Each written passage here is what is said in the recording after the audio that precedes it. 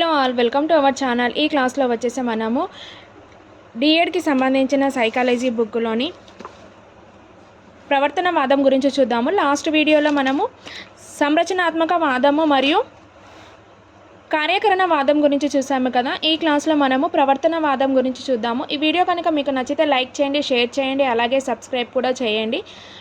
Okay, ఈ వీడియోలోకి వచ్చేసి మనము ప్రవర్తనవాదం అంటే బిహేవియరిజం ఏంటి చూద్దాము. ఈ టాపిక్, ఈ సాంప్రదాయాన్ని 1913వ సంవత్సరంలో జేబీ వాట్సన్ అనే అమెరికా శాస్త్రవేత్త ప్రారంభించారు. ప్రవర్తనవాదాన్ని ఎవరు ప్రారంభించారు?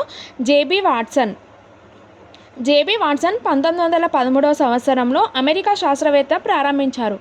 దీనిలో మనిషిని అధ్యయనం చేయడానికి, సమాచారాన్ని రాబట్టడానికి, అతని అంతర్గత అనుభవాలను కాకుండా పరిశీలించదగిన ప్రవర్తననే ఖచ్చితమైన ఆధారమని వాట్సన్ అతని అనుచరుల వాదన. ఏంటేంటి జేబీ వాట్సన్ ఏం చెప్పారనంటే, మనిషి అధ్యయనం చేయడానికి మరియు సమాచారాన్ని రాబట్టడానికి మరియు అతని అంతర్గత అనుభవాలను కాకుండా పరిశీలించదగిన ప్రవర్తననే ఖచ్చితమైన ఆధారమని వాట్సన్ మరియు అతని అనుచరుల వాదన.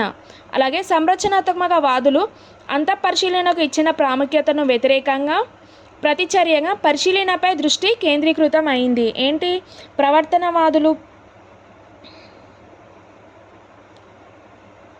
సంరచనాత్మక వాదులు ఎవరెవరు? సంరచనాత్మక వాదులు ఏం చెప్పారు? ఊంట్ టీచనర్ కదా. ఊంట్ టీచనర్ సంరచనాత్మకవాదాన్ని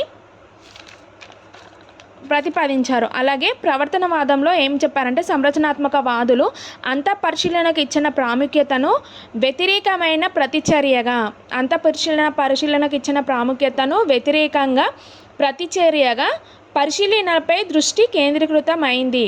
వీరి ప్రకారం మనుష్యులను గురించి శాస్త్రీయ విషయ నిష్ఠతతో చేసే అధ్యయనంలో చేతనత్వము, కల్పన, మనస్సు అనే భావనలకు తావులేదు. వీరి కేంద్రీకరణ ముఖ్యంగా పరిసరాలలోని ఉద్దీపనను, పరిశీలించదగిన ప్రవర్తన మధ్య సంబంధాన్ని ఏర్పరచడంపై సాగింది. అలాగే మనోవిజ్ఞాన శాస్త్రం ప్రకారం ప్రవర్తన శాస్త్రమని ప్రవర్తనకు ఉద్దీపన, ప్రతిస్పందనల పరంగా మాత్రమే వివరించగలమని ప్రవర్తనవాదులు ఏం చెప్పారు? మనోవిజ్ఞాన శాస్త్ర ప్రవర్తన శాస్త్రమని, అలాగే ప్రవర్తనను ఉద్దీపన, ప్రతిస్పందనల పరంగా మాత్రమే వివరించగలమని ప్రవర్తనవాదుల ఉద్దేశము. ఏంటంటే ప్రవర్తనను ఉద్దీపన మరియు ప్రతిస్పందనల ఆధారంగా, ఇప్పుడు ప్రవర్తనలకు ప్రతిస్పందన పరంగా మాత్రమే వివరించగలమని ప్రవర్తనవాదుల ఉద్దేశము. అంతేకాకుండా ప్రవర్తనవాదులు వ్యక్తి అభివృద్ధిపై పరిసరాల ప్రభావానికి అధిక ప్రాధాన్యతను ఇచ్చారు. ఏంటి? పరిసరాల ప్రభావానికి అధిక ప్రాధాన్యతను ఇచ్చింది ఎవరు అంటే ప్రవర్తనవాదులు. ముఖ్యంగా వాట్సన్ వ్యక్తి వికాసంలో పరిసరాలకి కానీ అనువంశతకు ప్రాధాన్యత లేదని వాదించారు. వాట్సన్ ఏం చెప్పారు? వ్యక్తి వికాసంలో పరిసరాలకి కానీ అనువంశతకు ప్రాధాన్యత లేదని వాదించారు. అలాగే వాట్సన్ తర్వాత ప్రవర్తనవాదాన్ని ఎక్కువగా ప్రభావితం చేసిన వారిలో ముఖ్యులు ఎవరు అంటే, రష్యా దేశానికి చెందిన మనోవిజ్ఞాన శాస్త్రజ్ఞుడు ఐవాన్ పావ్లోవ్. ఎవరు? మనోవిజ్ఞాన శాస్త్రవేత్త ఐవాన్ పావ్లోవ్. ఈయన అమెరికాకు చెందిన మనోవిజ్ఞాన శాస్త్రజ్ఞుడు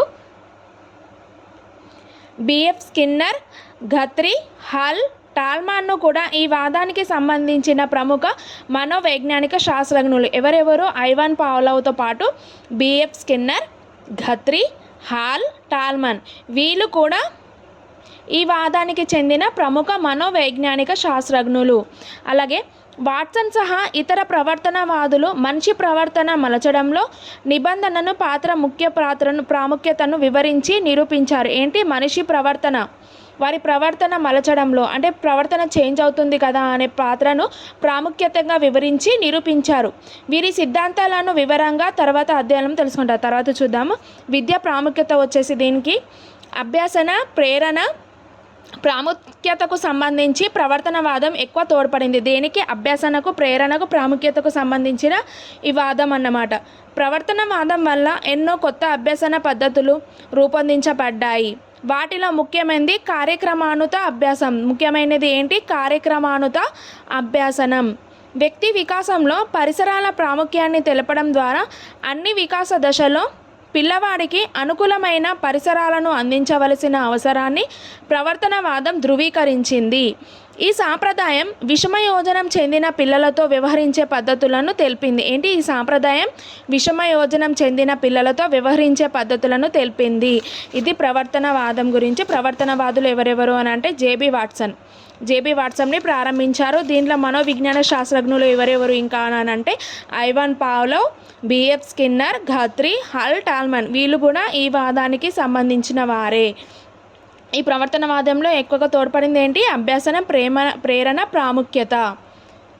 దీంట్లో కొత్త అభ్యాసన పద్ధతులు రూపొందించాయి. వీటిలో ముఖ్యమైనది ఏంటి? కార్యక్రమానుమత అభ్యాసనం. నెక్స్ట్ గెస్టాల్ట్ వాదం గురించి చూద్దాము.